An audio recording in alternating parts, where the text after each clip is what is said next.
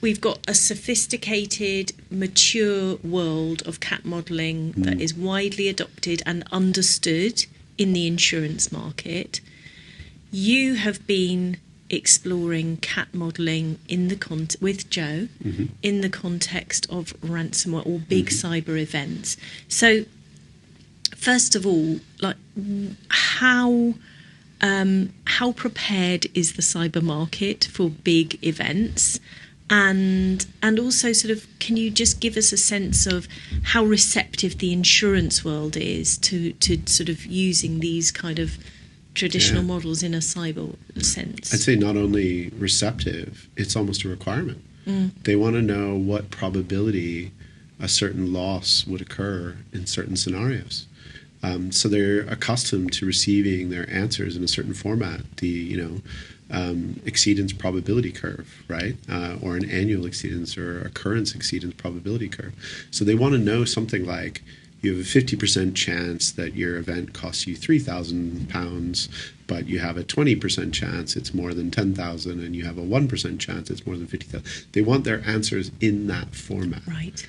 And that's why the Monte Carlo modeling and sampling is so important, because it can produce these annual exceedance probabilities in the format that they want. And it's an interesting aspect of the cyber and tech world, isn't it, that quite a lot is surprisingly anecdotal, right? So has this been your response in a way to perfectly normal expectations from the cyber insurance world, but is not normal in the how normal world. Is it in the cyber world? If you don't mind me briefly going back and mentioning the other place, I was at Cambridge Centre for Risk Studies, and I started bumping into all of these other people who did other kinds of risks. They were all cat risks, right? Catastrophe risks.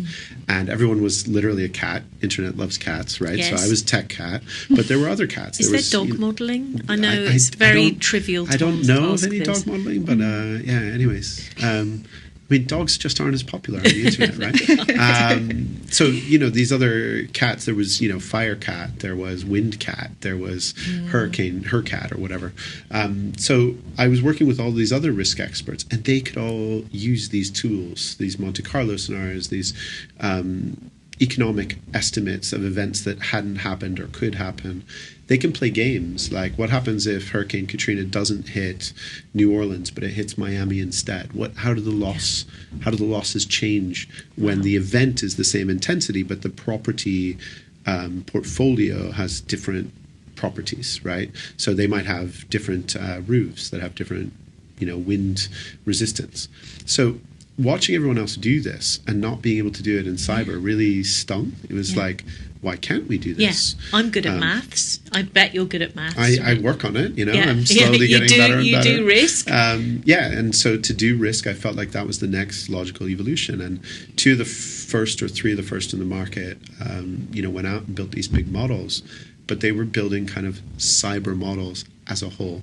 And that was meant to represent cyber losses. And while I think that was a great first generation, I think now we're in the next generation. We want our ransomware model to be different than our breach model, to be different than our phishing, than our cloud, outage model. So I think we need these niche modelers to come in and provide models that focus really on a specific cyber peril. So I spent 2.5 years building a ransomware economic model with Joe as my guru to help me make good choices and help launch it. So that's called ELM. It's an extortion loss model. So ELM is an extortion loss model to be used in the ransomware world. And of course, if you think back the last 5 years or so, we've had some very major ransomware events, Colonial Pipeline, the outage of Irish healthcare, numerous other sort of supply chain type of ransomware events.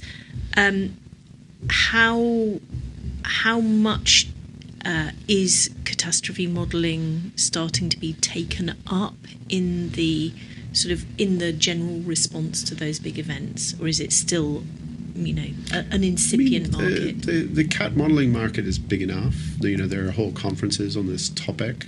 There's not, to my knowledge, one that's solely on cyber, unless you go to one of the vendors of the cyber models. But the point is, this is $1 billion market, right? But why should only insurers and reinsurers use these tools? As we said at the beginning, boards are wrestling with these problems. And CAT models are not just used by insurance and reinsurance organizations. They're also used by governments trying to do disaster preparedness, which brings us back to computer emergency response teams and national responses to ransomware and so on. We're still wrestling with this, how much does ransomware cost the global economy stuff, in the same way that the boardroom is wrestling with it. And these models can start to answer questions. You can do counterfactual analysis, as Joe was saying. So a classic example might be WannaCry, right? The kill switch was registered in a couple days. What if that registration had happened 2 weeks later? Yeah, can you just unpack that a little bit? Sure. Because WannaCry 2017, Yeah. I remember it very well because Yeah. I was at a security cyber-ish type of event, and we were all in a very boring kind of, committee type of mode, and suddenly half of all the techies in the room just disappeared because they were caught up in this. So WannaCry affected the National Health Service here in the UK very severely. But tell me about that counterfactual thing, because it suddenly stopped, didn't it? Yeah. And that was almost accidental. Yeah, was it? because the registration of a domain name that was a kill switch discovered by Marcus Hutchins, if I remember. I'm getting older. I don't always remember all the ransomware events that have occurred, but that kill switch registration effectively meant there was a stop on the losses that were happening due to that. And this is important because what if it had happened a day earlier or 2 days earlier, or it happened 2 weeks later? I'm just using this as an example of counterfactuals. We could do other examples of counterfactuals. What happens if Conti doesn't attack the UK health service, but they attack, France's health service? We need to be able to explore all those possibilities and the uncertainties around them, sum them all up, and see what the costs would be. One thing many people complain about with cyber insurance is it doesn't cover enough of the cost of the incident. And I will say it'll never cover the full cost of the incident because that's a kind of moral hazard. It sort of incentivizes bad behavior. So there's always a small part of it that has to be paid by the insurer. But many people complain that, it's not covering 10 or 20% of the cost of the insurance. And a lot of that would come down to how we model these things, right? People will feel more comfortable offering larger coverages if they understand what the worst case scenario can be.